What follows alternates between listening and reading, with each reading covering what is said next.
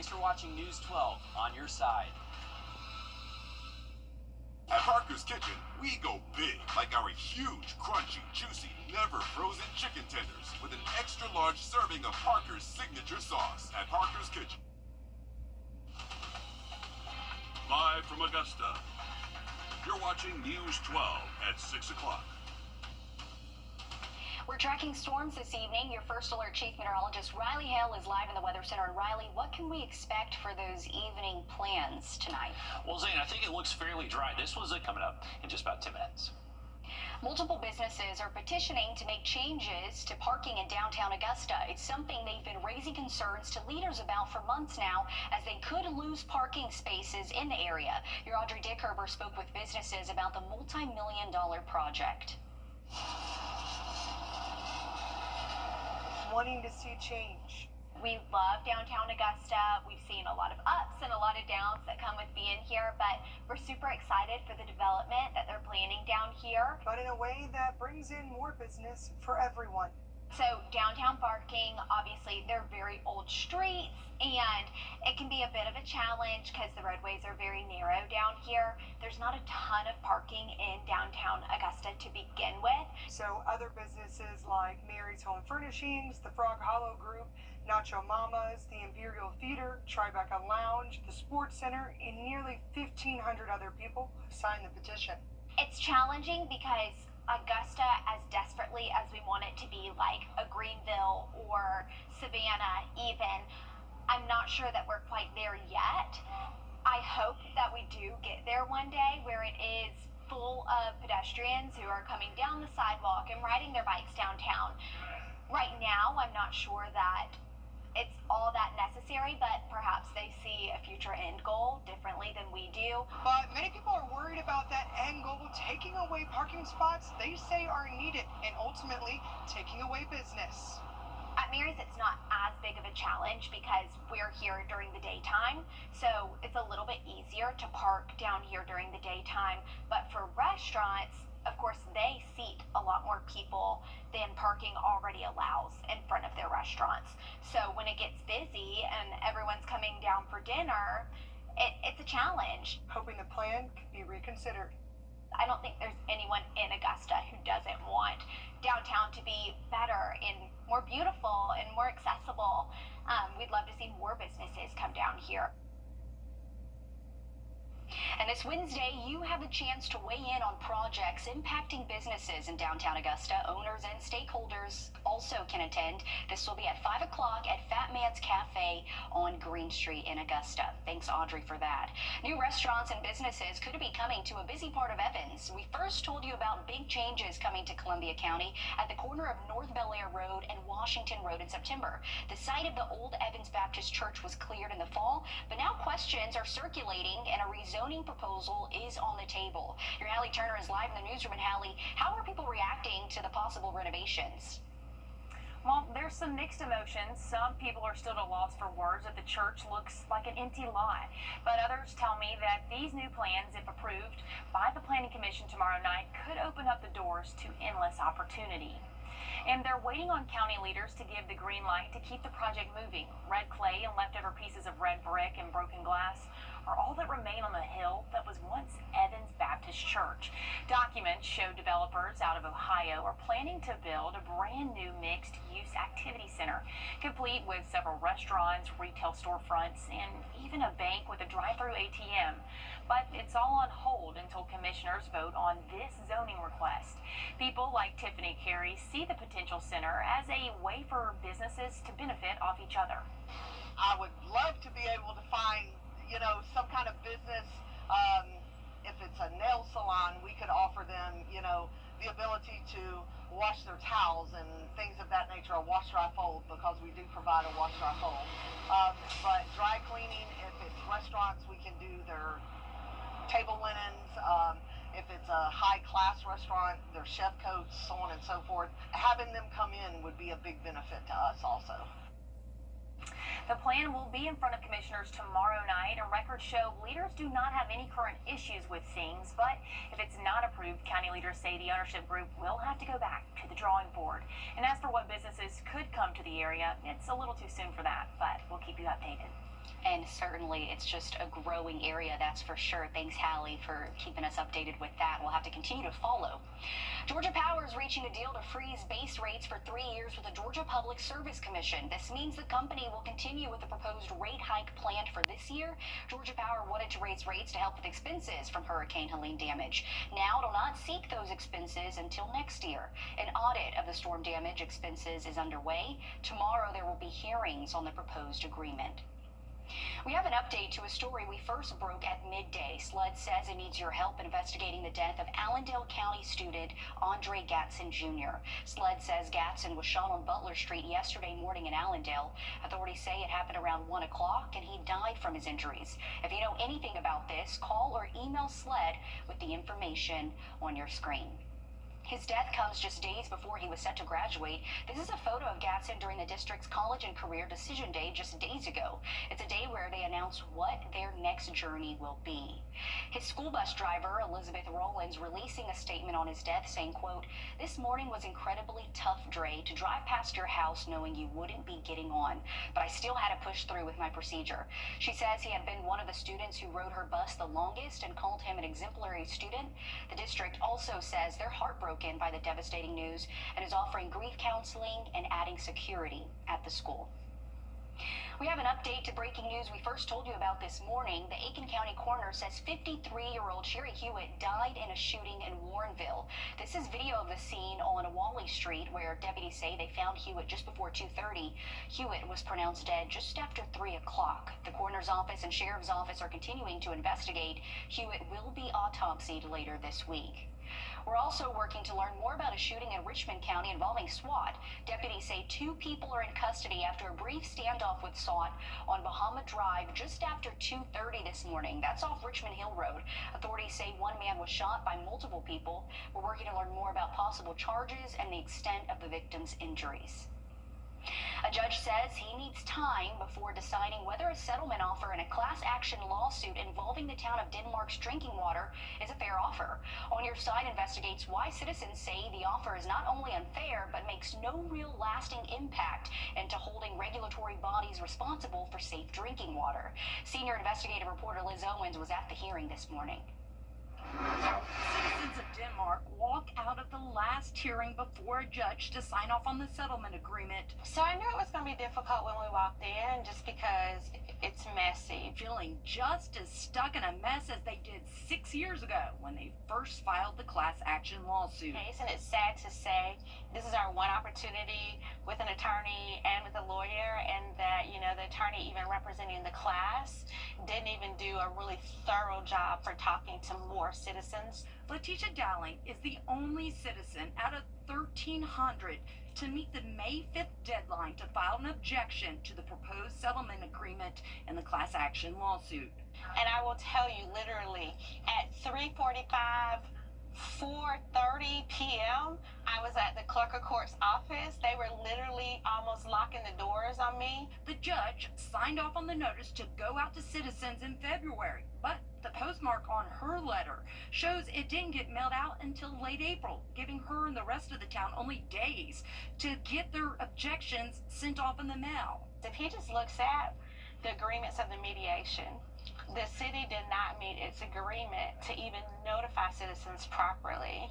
And without this class action lawsuit, we were never notified properly about the use of Halosan. The lawsuit stems from DHEC, South Carolina's oversight agency on drinking water, allowing the city of Denmark to treat the town's drinking water with Halosan, a chemical the EPA hasn't approved for human consumption. DHEC, the city of Denmark, and Berry Systems Incorporated, the maker of Halosan, are the 3 named defendants. But the proposed settlement offer only requires Berry Systems, not the town nor the state, to pay up $1 million, about $400,000 of it, which would go to attorneys and court costs.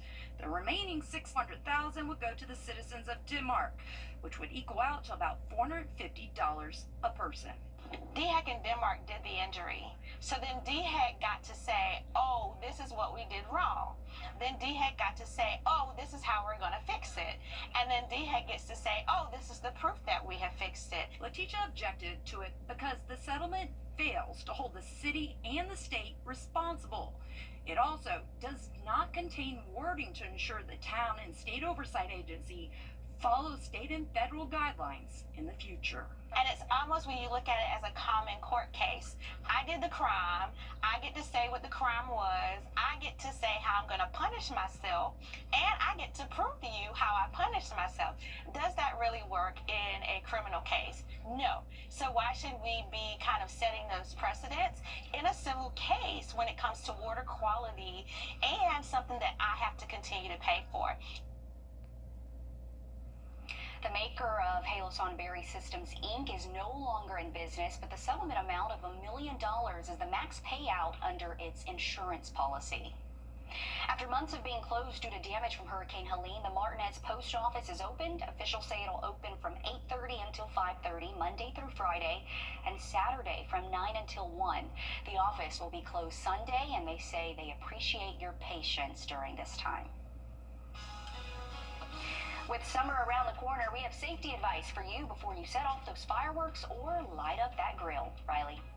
Well, we do have that summer heat and humidity sticking around the next couple of days, but you can see some big changes later into the week. We'll have that full forecast coming up.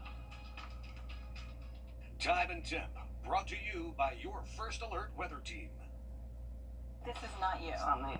Real people, real problem. And the cooler weather might be nice because it is hot out there, and with that comes more dry land and risk for fires. Memorial Day is 1 week from today, with safety on top of mind as fireworks get set off for the holiday and throughout the summer. Your Cameron Jacobs spoke with officials on how you can prevent fires this summer when setting off fireworks and lighting up your grill.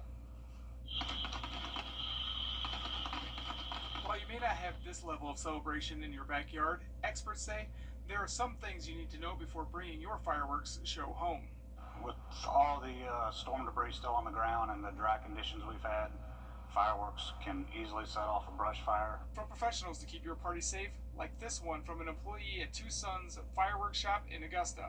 Is to always have some kind of extinguisher or hose right nearby. That's something that my family does. Having it handy is one thing, but doing a little prep work could go a long way. Wetting the ground before, right where you're going to shoot, though, especially in a time like this, it's super dry and there's lots of brush all over the ground, especially after the hurricane. It's very important just to be extra careful. Knowing your equipment is also important. Make sure you read warning labels like these before setting up. Different tubes are recommended for different mortars. For smaller fireworks, you will want to use these smaller tubes, but not more times than it's intended. As you get up into the bigger mortars, you'll have more durable plastic-based tubes. These are going to be very durable. These are going to be your most durable tubes. The safety concern doesn't stop after the boom. Keep your fireworks separate from where you're storing the unused fireworks. Try to keep a water hose or a bucket of water around. Make sure you're properly discarding the spent fireworks. Big holiday celebrations are not just about the fireworks. Keep your barbecue away from the house. Make sure the coals are out and all fires are put out before leaving them. Don't leave them unattended. In Augusta, Cameron Jacobs on your side. Important reminders. You don't want to hurt yourself or injure someone else. Several fireworks stores say they have experts on hand to show you how to safely set off fireworks at home. Coming up in sports, the Jags men's golf team is heading off to the NCAA championships. We're going to take you inside their send-off at Forest Hills right after the break. First Alert Radar, powered by Jim Hudson Automotive Group. The Memorial Day sale. Welcome back in, folks. This week is Heat Safety Week, and the topic for today is recognizing heat-related illnesses. Unfortunately, heat is one of the #1 weather fatalities year after year here in the United States. And even though we live in the Southeast, where we pride ourselves on being able to handle heat and humidity like no one else in the country, you need to make sure that you can understand these symptoms of these heat-related illnesses. The biggest thing is you need to be able to understand when someone's having a heat stroke. If someone has a throbbing headache, if they're not producing sweat, their skin is just dry red, and they're also just having a very rapid, strong pulse, sometimes they could even lose consciousness. That is a sign of a heat stroke, and you need to seek medical help as soon as possible. Call 911 if you see anyone suffering from those symptoms from a heat stroke. Now, heat exhaustion, less severe, but still something that needs to be treated fairly quickly, so make sure you understand these differences and be safe this summer. On your sideline, sponsored by Chandler Law Firm. placing in the top 5 of the Tallahassee Regional, the Augusta men's golf team is officially national championship bound. The Jags sent off in style this afternoon to California. The team taking a final walk through Forest Hills before jetting off. The national championship begins on Friday at the Omni La Costa Resort. Augusta, one of 30 teams competing in this year's field. It will be trimmed down to 15 after 54 holes, and after an additional 18, they go into match play. Jags haven't won a national title since going back-to-back in 2010 and 2011. Their last individual champion was Brock Everett in 2018, the same year they last went to the national championship. Yeah, I think we were playing with house money, and now we're going to go for it out there. We're probably one of the higher seeds, so really nothing to lose mentality, and we've had a lot of success there in the past, so that's the goal, to keep it going. And we'll be watching happening now over in Milton. Lakeside Girls Tennis is finally getting that state match on against Milton. They haven't dropped a match all season after dropping down a classification from 6A to 5A. In the state final match, the Panthers enter as the #1 seed. We'll bring you the latest from Milton coming up on No News 12 at 10 and 11 p.m., guys. Thank you for that, Alyssa. We are back with our weekly brag board. Take a look at this massive catfish Mr. John Isaac Faulkner caught. That is just an awesome photo right there. Nothing better than fishing with Dad and Grandpa. And they caught this on Clarks Hill Lake, and they said that was a 30-pound catfish right there. So almost as big as John Isaac right there. Just love seeing those pictures, the smiles on their faces. That is a great fishing day right there. If you want to get on our brag board, we've had a lot of great pictures submitted. You can do it through our Wrdw.com website. You can go to our game and fish forecast there. Very easy to submit those pictures from our brag board website. So thank you, John Isaac, for sending in that awesome picture. And hey, hopefully you catch a bigger one than that next time. All right, take a look at our 3-degree guarantee brought to you by Tub Doctor. Our forecast 91 degrees, actual high 89, so $50 heading towards the Kevin and Brittany Kisner Foundation. Have another quick look at that forecast for you just after the break. Hey, it's Anna Christina. This Saturday, I'll be at Jimmy's Home Furnishings for their huge Memorial Day sale. When you're on the go, Circle K is on the way. Grab something fresh, fast, for just $3, $4, or $5. Whether you're finishing a long night, about to start your day, or just grabbing a quick bite, you'll always find a fresh meal deal ready to go. Easy, fast, and affordable. Get a meal deal at Circle K today. At participating locations, visit CircleK.com for details. Stokes Hodges Ford is kicking. Welcome back in, folks. If you're heading out this evening, it does look fairly dry across the region. We were tracking a complex of storms ejecting out of the mountains, and any little storm that we saw pop up across the area just never really held together all too well. So looking like our rain chances looking pretty minimal for the rest of this evening into tonight. And heading into tomorrow, we actually get the Green Jackets back. So they're going to be taking on the Charleston River Dogs. Tuesday is tacos and tall boys for you. 7:05 first pitch. The weather looks good during game time tomorrow night. So that's the thing. During the day Tuesday, even through most of our Tuesday evening, fairly dry. But as we head into early Wednesday morning, that's when we're expecting the chance for maybe a stray thunderstorm early in the morning. Lake forecast for you the next few days. Dry during the day Tuesday, but we're likely going to see a lake wind advisory issued Wednesday. It's also boating safety week, so make sure you're wearing that life jacket if you're going to be on the water. I don't think too many people will be on the water Wednesday. We got gusts 30 to 35 miles an hour through the afternoon, so very choppy. Still going to be breezy, but feeling much nicer Thursday and Friday and even into the weekend. Okay, that's good news. Thanks, Riley. We're back live on 26 News at 7 and then News 12 at 10 and 11 o'clock. See you then.